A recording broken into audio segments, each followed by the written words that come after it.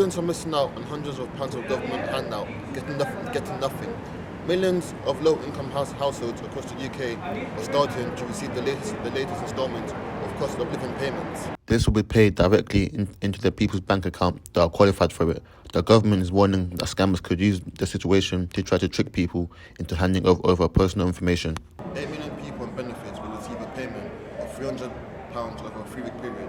The groups who are eligible for it are universal credit, income-based job seekers allowance, income-related employment and support allowance, working tax credit, child tax credit and pension credit. Students are very angry about it. Recognising that people do need help, especially with the cost of living crisis, is really important.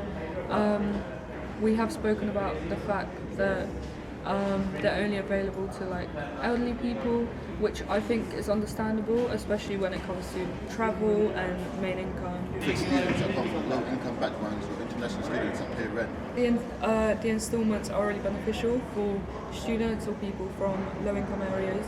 I think they should be more directed towards that age group as well, specifically students, because I think it's unfair that during your studies you can't really study in London without having a part-time job, and it's unfair that you have to balance all these things just to have those basic needs and the necessities. Well, I think one thing I've heard of is the monthly instalments that we've been getting, and I think it's unfair that they go to the elderly and the disabled when the students need it so much more. It's kind of unfair that the elderly people are getting paid installments as compared to students like me who live in accommodation, and I'm struggling to pay my rent every month, and I feel like the government should do something about it.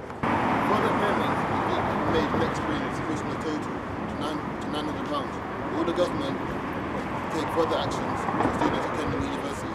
This was Jordan and I was Tim Laka.